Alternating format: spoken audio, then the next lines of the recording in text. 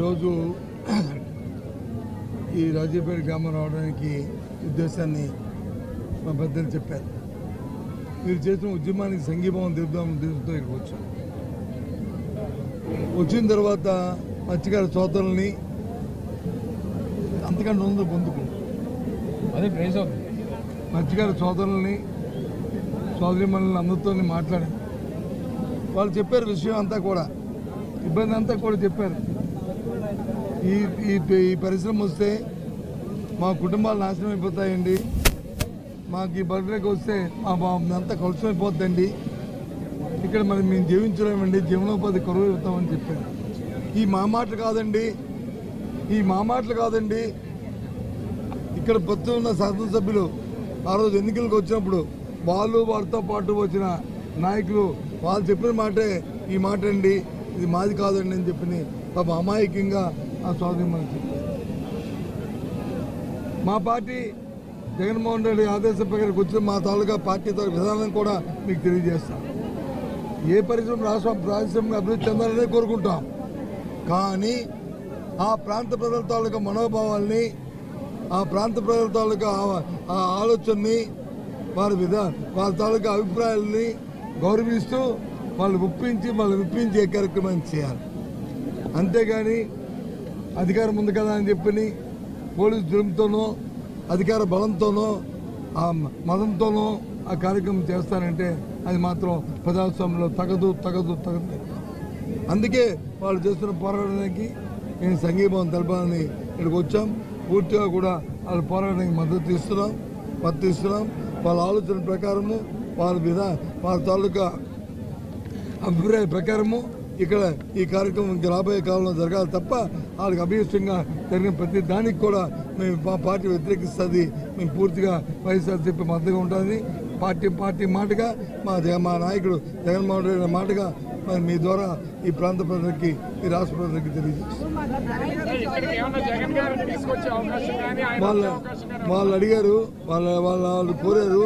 తప్పకుండా ఈ విషయాన్ని ఆయన చెప్పి అవసరం అనుకుంటే తప్పకుండా ఆయన కూడా వస్తారు. సార్, విశాఖలో రిషికొండ ప్రకృతి విధ్వంసం అన్నారు. వెనక చూస్తే మొత్తం కొండలన్నీ కూడా తప్పేసి విధ్వంసం చేస్తున్నారు. మరి దీన్ని ఏమన్నారు సార్? మరి అందుకే ఇక్కడ విషయంలో మేము ప్రభుత్వంకి నిలకడ లేదు. ప్రభుత్వంకి వచ్చి ఎన్నికలప్పుడు ఒక మాట, ఎన్నికల తర్వాత ఒక మాట. దాన్ని బట్టి అర్థమవుతుంది ఏంటంటే ప్రజల తాలూకా సంక్షేమం కానీ, శ్రేయస్సు కానీ, ప్రజల తాలూకా ప్రాణాలు కానీ వాళ్ళకి లెక్కలేదు, పర్యావరణం లెక్కలేదు. వాళ్ళ ఆలోచన అంతా ఒకటే, దోచుకోవడం దాచుకోవడం. ఈ రెండు కార్యక్రమాలు తప్ప ఇంకో కార్యక్రమం ఈ కార్యక్రమం ఇవాళ అధికారంలో తెలుగుదేశం పార్టీకి చంద్రబాబు నాయుడికి కానీ, ఆ కూటమిలో ఉన్న పెద్దలకు కానీ, వాళ్ళతో ఉన్న తాబేదారులకు కానీ, కింద స్థాయి నాయకులు కానీ అందరిది ఒకటే సింగిల్ పాయింట్ ఇదండి. ఆ నేపథ్యంలోనే ఇవన్నీ జరుగుతున్నాయి. దేనికంటే పరిశ్రమలకి ఎగ్రీస్ కాదు, ఈ ప్రాంత ప్రజలు ఎన్నికలప్పుడు వచ్చి ఏం చెప్పావు? నీ పిల్లలు పుడితే పుట్టలు, ఒకవేళ పుడితే వాడికి వచ్చి అంగమైకల్యం వస్తుంది, మళ్ళీ క్యాన్సర్ వస్తుంది, మళ్ళీ తాగడానికి వచ్చి నీళ్ళు చచ్చిపోతాం, మత్స్యకారులు అందరూ చచ్చిపోతారు, మత్స్యం అంతా చచ్చిపోతారు. నువ్వే చెప్పావు కదా. మరి ఏ కోణంలో చెప్పావు? ఏ అథారిటీతో చెప్పావు? ఇది కూడా శానిటరీ ఏంటి అంటే చెప్పినవన్నీ అయితే తప్పు చేసి కాదు, నేను అబద్ధాలు చెప్పాను, నేను చెప్పిన దాన్ని కూడా తప్పు అయిపోయింది, ఇంకో ముక్కు నేలకు రాసుకుంటున్నాను, మా చంద్రబాబు నాయుడు గారు చెప్పండి చెప్పాను, ఇవన్నీ అబద్ధాలని చెప్పండి వచ్చి చెప్పాను. వాళ్ళు బతిమాలుకోమండి, మాకు అభ్యంతరులే.